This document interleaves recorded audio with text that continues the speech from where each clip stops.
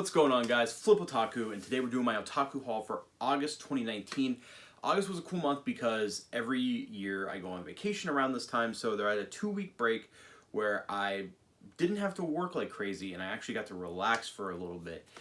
So every piece of manga that you're going to see in this haul, I've actually read. So I will be talking about it a little bit more detailed than my usual hauls.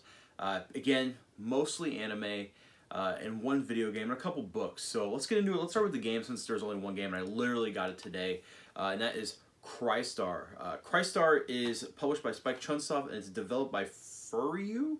And it's a Japanese RPG where, from what I understand, you're in purgatory and you are what's known as an executioner and you are a cute anime girl. You do cute anime girl things and you make the girls cry. And the more they cry, the more powerful they get. So it's super weird like that, but I really like JRPGs. I heard the combat is it's an action RPG, so it's not turn-based or anything like that. So the combat's a little bit more active and it's a little bit more engaging. I heard the story is actually pretty solid, so that's why I play JRPGs. I don't play JRPGs for the super deep combat, even though a lot of them do have that. I play them for the story. I really like JRPG stories. So yeah, I'm happy to pick this up, and I was the only person at my GameStop to get this. When I walked in, I was like, yeah, I'm here for my pickup of Christour, and the guy was like, I don't even know what that is, and I can't blame him, so that's pretty funny. But now let's get into the books. I found this out recently that Viz Media has like an actual book line called Haika Soryu, and they put out like actual novels by Japanese authors. And this one I saw them kind of promoting either late last year or early this year, and this is called Sissphean, written and illustrated by Dimpo Torishima. I would really call this a light novel because this is like really, really hard sci-fi, and it just happens to have like maybe a dozen pictures, and the art's really beautiful. I don't want to say beautiful. It's really well done and it's very provocative. This whole book is very provocative. It kind of deals on a lot of deep subjects that I don't want to kind of dive into right now because I don't want to like bore you to death because some of it's very hard sci-fi, and if you're not a fan of that, you probably won't like it. But if you do like that stuff, I would suggest picking this up, and maybe down the road I'll do a review on this. A lot of it went right over my head, so maybe I do need to do a reread of that before I review it. Then I picked up Legend of the Galactic Heroes. You guys know Legend of the Galactic Heroes is one of my favorite animes, and I did not know that it was based on a series of books that they're also putting out on their Haika Soryu publishing line, and there's 10 of them total. The last one comes out in November, so I'm going to be slowly picking these up the rest of the year, and eventually just dive in head first. So this is one of the only things I have not read yet, actually. So when I said I read everything, I was mistaken. I have not read this. Now we're getting into the manga, what you guys usually come to my Otaku hauls for. Again, continuing Golden Kamuy Volume 11, another pretty solid volume. I think we're getting 3 more the rest of the year, or maybe 2 for sure. We're getting 2 more. We might be getting 3. But yeah, another good volume. This continues to be my favorite seinen. It's still funny, still has a lot of good moments. It's definitely my favorite ongoing seinen. I picked up volume 10, I think, last month, and then this, because I was kind of behind, and this literally came out right after I put my haul up, so I had to pick it up. But yeah, if you guys aren't reading this, go pick it up. It's a wonderful series. Next up, again, catching up on the series, Mobile Suit Gundam Thunderbolt Volume 12. This was out at the time of my last haul, and I didn't pick it up. One thing I do like is that they usually include a handful of color inserts in this, and this has the most color inserts out of any of the Gundam Thunderbolt things, I believe. It's like a good 10-15 pages of color, and the color is done very, very well. If you're a fan of mech and you're a fan of Gundam and you aren't reading this, you're doing yourself a huge disservice. This is one of my favorite Gundam stories, and I don't see a lot of people picking up and talking about it. I think it deserves a lot of attention. And the next pickup is a little special because I sold it off and I instantly regretted it. And I sold it off like probably last year at some time, and I came upon a deal. I'm not going to show you all 32 volumes right here because it'd be very boring for you, but I picked up Shaman King. This is one of my favorite shonen of all time. This is a fucking amazing series. It's underrated, in my opinion. Not a lot of people talk about it. And it is out of print. I think Viz lost the rights, and I believe Kodansha picked up the rights. But again, I could be entirely wrong on that. But I hope it does get a reprint sometime in the future, because it is one of the coolest shonen, and I think it got overlooked around the same time because it was publishing around Naruto and Bleach, and of course One Piece was at like its pinnacle during that time. So I really hope we do get reprints so that you guys who have never read that story can own it physically, because I'm a huge proponent of physical media. That's why I have all this bullshit around me. And then I picked up Cardcaptor Sakura. This is, I believe, Bizarre Individual's favorite manga of all time. He's a huge Clamp fan, so I know he praises this a lot. We actually had a talk about whether or not he was going to get this, and I ended up picking it up, and it came with a cool little card insert based on the characters. So I don't know how many volumes this collects. It's kind of thin, but the build of this book, I got to give it to Kodansha. There's some books in this pile right here that their quality has been stepped up a lot, and I really like this hardcover. I really like the amount of pages. It's not too overbearing. The paper is really, really nice. It's a little bit thin. I can kind of see through the pages, but again, Kodansha this month has really impressed me with their quality, and I'm really happy to start diving into this series. I've never read this.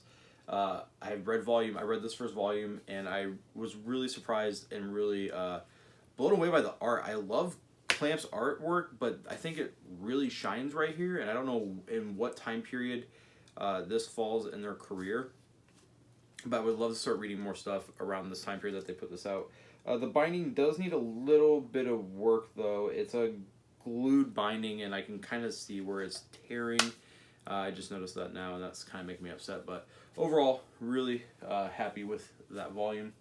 And then, speaking of volumes, Elfen Lied. I did my manga first impression, so I won't talk too much about this. This is a pretty okay series. When I first was reading it, I was like super hyped into it, and then when I started doing my first impressions, I was like really excited to talk about it, and I think I said too many positive things. Now that I've sat with it a little bit longer, I am going to continue the series, but I do think it's lacking in a lot of departments. So, but yeah, overall, the build quality for this, I mean, it's a 3-in-1, so it's kind of unruly to read, and I did say in the video that that the spine was holding up because it was on my first read through. After reading it again and kind of browsing through it, it's not ripping or tearing, but it is kind of going in a little bit of a concave. So if you are a stickler for quality and your binding has to be perfect, that's not going to probably sit well with you. I picked up Kaiju Girl Caramelized. I will be doing, by the way, everything you see that is a new series in my collection, I will be doing a first impressions of down the road. I think you guys voted on Witch Hat Atelier, which I just spoiled that I have. So that will be coming first, and then I'll eventually get to this and Glyphnir. But yeah, Kaiju Girl Caramelized. This is technically a Monster Girl series. Mike was pretty hyped up on it, and then I saw Neon and Nova pick it up as well, and I picked it up. I was on vacation, and I gave myself a budget to go get manga, and I wanted to get stuff that I just wouldn't normally read. So I was like, I will get Kaiju Girl Caramelized or Caramelise, and man, this was really funny. This was a really funny series. This is technically a Monster Girl series, and what I really appreciated with this volume is that the Monster Girl was not sexualized in any way whatsoever. I think that's my major turnoff when it comes to Monster Girls. I just can't get into that. But yeah, this was a really funny series, and as a Tokusatsu fan, you guys know I love Tokusatsu.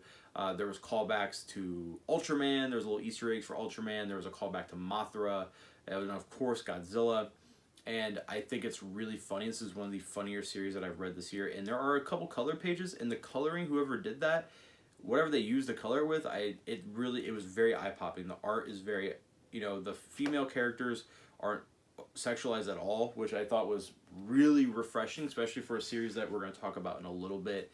But yeah, overall, really happy with this. And then, of course, I'm continuing the hype train. Attack on Titan Volume 28. This was a really good volume. you can kind of feel the climax coming. There's a big buildup happening, and I can't wait to see where it goes. And I will be redoing my Attack on Titan review when the series is done. I think it's probably going to be done by the end of next year. I have a feeling it's going to be done by the end of next year. I really hope it is done by the end of next year, because I think it's getting to a point where if it ends, it can end on a beautiful note. Not beautiful like, oh, what a happy ending, but like beautiful as in this was a good series from start to finish. And I picked up Bloody Stump Samurai. This is one of the coolest Gegiga series that I've read. The only problem I have with it is that typography, the lettering? The lettering is so bland. There's no style to it. It literally looks like Microsoft Word, which is fine. There's also a good section of essays on this manga, and it was actually, there's a lot of like political stuff involved with it, and a lot of like culture breaking stuff that came about this, and I will eventually be doing a review for this. This is a solid book. I don't know who this is put out by, actually. I don't recognize the publisher's logo, so I will definitely be doing a review on this. I gotta say, this is one of the better quality books in my collection right now. For just a standard trade paperback, the pages are super thick. You can't really see through them at all. The binding is really tight. It reminds me of that super dimensional Love Gun that Faku put out, the Faku edition. I don't have the Dimpa version, but this was a really well-made book, and I really enjoyed the story.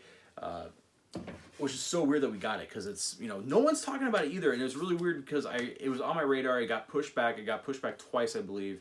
And then when I checked Amazon to get it, it said, because it was supposed to come out sometime in August, and it said usually available in 1 to 2 months, and I was like, did it sell out? And then I looked on Right Stuff, they didn't have it, and then I found it on Thrift Books, and they took their time to ship it. They took, I think it was 10 days before they shipped it.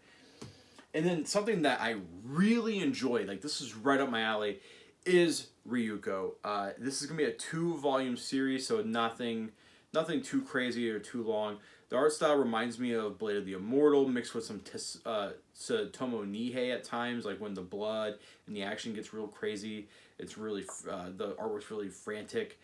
There is a naked girl shooting bazookas, but it's not, grossly over-sexualized. That's the thing, that's the problem I have is, when I was talking about Monster Matsume, this guy touches this serpent's tail and she, orgasms. I don't like that. But this is a really cool, badass, crime, Yakuza, fucking just crazy.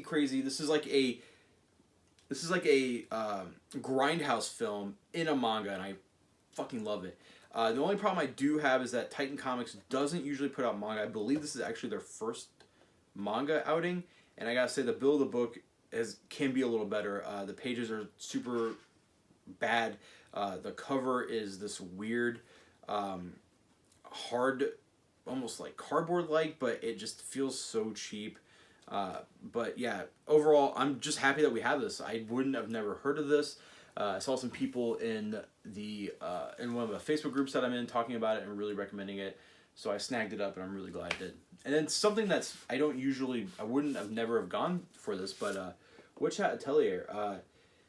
This is, I gotta say, Kodansha put both of the series I'm about to talk out, and it's these really nice matte covers.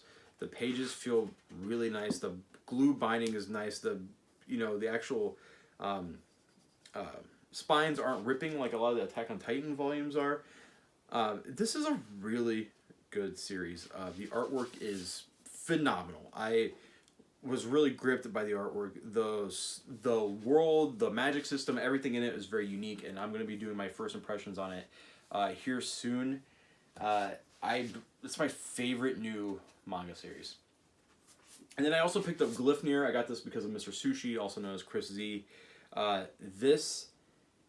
have a lot of contentions with this manga series. For one, the concept is pretty cool. This guy turns into this monster, as you see on the cover. There's a zipper on his back, and he can the female character can crawl inside him and control him. So they battle, stuff. But it kind of throws a little bit too many like what the F moments in there. There's a part of the story where the girl's parent, spoiler warning by the way, I'm sorry if you haven't read this is going to be a spoiler.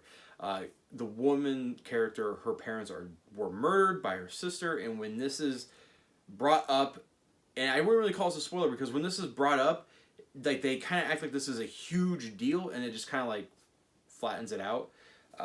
It doesn't really go anywhere with that, and that really disappointed me. But overall, it's pretty solid. There is a lot of panty shots and a lot of like ridiculous amount of detail on the female character's like vagina, so that was a little awkward and a little weird. I don't like that. So you guys know how I feel about fan servicey stuff. It's really hit or miss with me. And then I got some American comics and a Spanish comic, so we're just kind of dive into these real quick. Gideon Falls by Jeff Lemire, Andrea Sorrentino, and Dave Stewart. This is the best indie comic that I have read this year so far. I don't normally talk about comics on my channel, but I wanted to highlight this. This is a horror thriller, and what it does and where it goes in these first two trades, I am hooked. I want to start collecting the floppies just so I can see where the story is going, but I don't collect floppies. I don't want to start because I don't want to start another ridiculous hobby. And then the other one I want to highlight is Isabella. This is volume 1 by Raul Gabor. This is, I believe, a Spanish comic, and it's 3 volumes in one. It's pretty thin, but you gotta remember that these are comic books, I believe. Really nice hardcover by Dark Horse.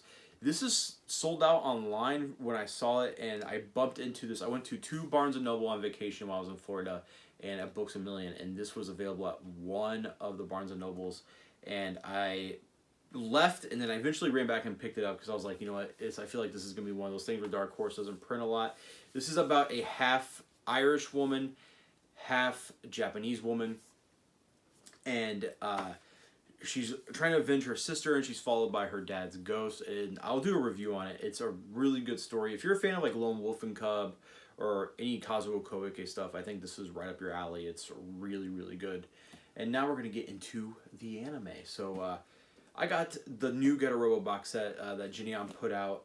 This was actually sealed. I don't know if I did talk about this because I think I got this at the tail end of last month. I wore the headband that this came with. Even though this was used, it was still sealed, like shrink wrapped.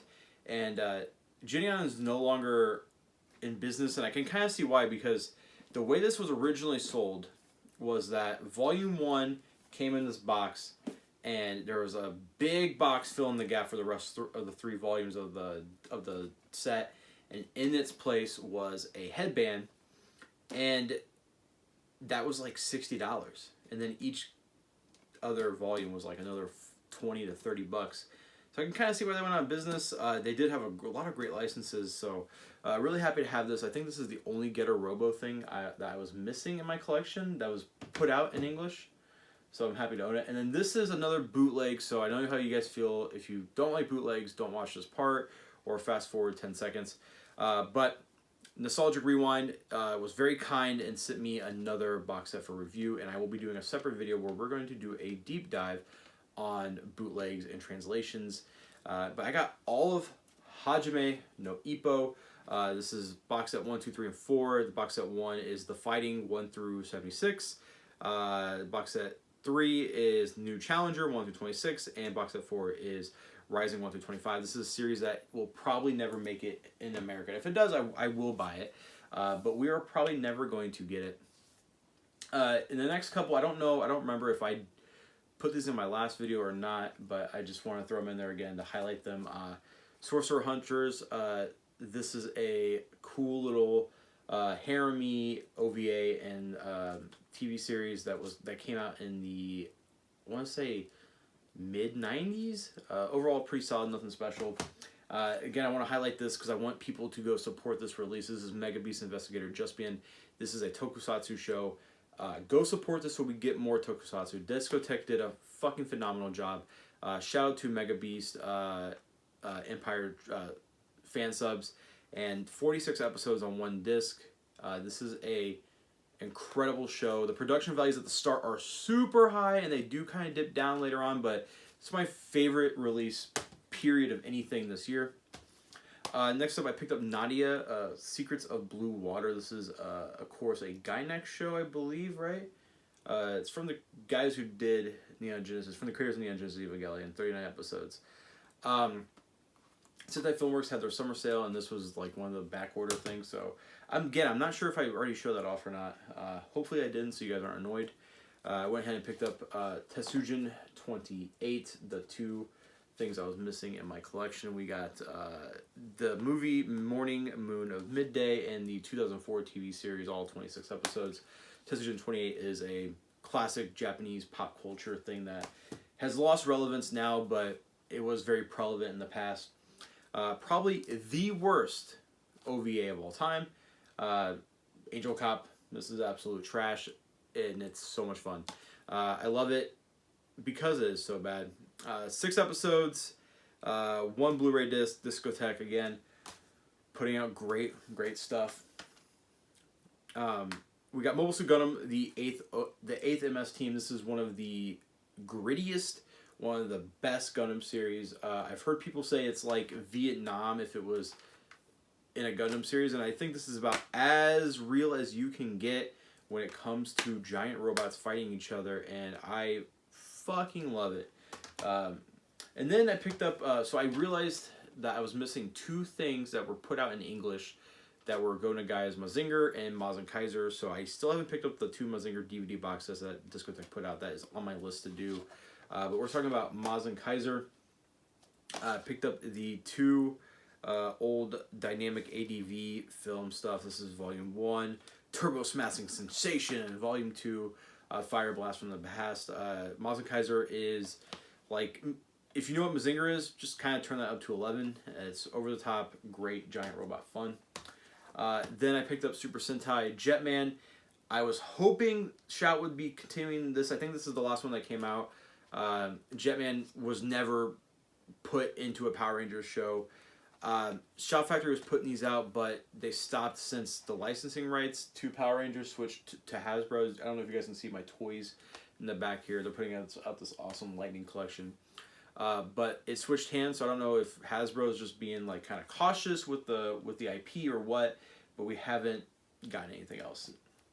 Then I picked up 12 Kingdoms. This is an isekai, but it's a really mature isekai, and it has a lot of great world building. It's based off a series of novels, which I believe aren't finished. This isn't finished, and I would love if they went back, but this is 45 episodes.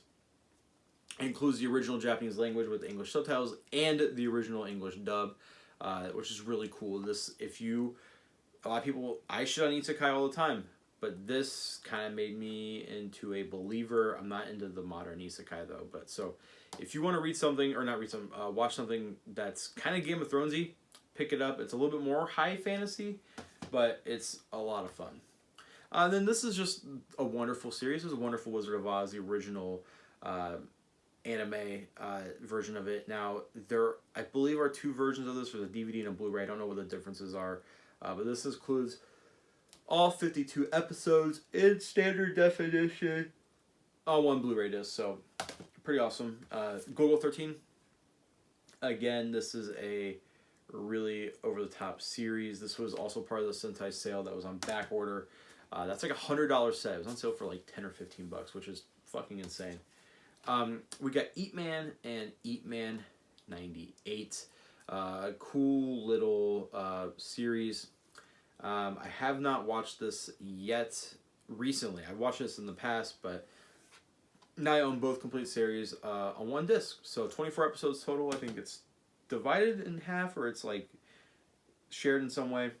Another ridiculous series that I was really surprised wasn't in my collection yet, because I love like Japanese superhero animes, you know, is New Hurricane Palomar. This is again put out by Discotheque. It's a DVD only, but it's ridiculous. Straight out of Tokyo Plus, a high-tech research center arrives. A new innovation of man-machine system, Palomar, developed by the late Dr. Ogar. Tragically, Dr. Ogar and his efforts are dematerialized as the cat sharks, loyal subjects of Nova, steal this new technology of their devious plans. That is just word stew, but it's fun. So pick it up if you like that kind of stuff, kind of like Gotcha Man. Then I picked up the complete TV series for a manga that I dropped, and that is Bokurano. I actually was reading this for a review, and I sold it off, and I wanted to see how it ended because I just could not. I don't know what it was. I love mecha series. I love mecha series that kind of do something out of the ordinary, kind of like psychological and stuff. And it was doing a lot of the stuff. It just wasn't hitting the marks for me emotionally. So I picked up the anime to see how it is. I've heard mixed things about the anime. The one complaint I've heard is that the English dub sucks. So I will watch this in Japanese. And then we got Dan Kuga, Super Beast Machine God. Then the next handful are just things that I have watched that I'm just trying to fill the gaps in my discotheque collection, like Dan Kuga, Wild 7, Another. This is the complete TV series. I believe there's either a sequel to this or there's a OVA series or something that's related to this. Nightwalker, which is about vampires. And then we got Area 88, which is a wonderful OVA series. One of my favorite OVA series of all time. This is a really kick-ass show. If this is a jet fighter show, so if you like jet planes, pick this up. It is pretty freaking awesome. And speaking of pretty freaking awesome, we got the coolest anime of all time. That's Dino Mech Gaiking, all 44 episodes in this ridiculously. I think that is the worst artwork for anything I have seen ever. Discotheque, again, my favorite publisher, putting out the obscure, weird stuff that I just adore.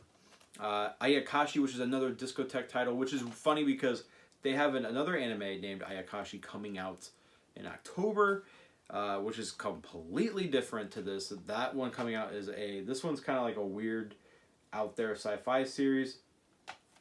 And the one coming out is a samurai.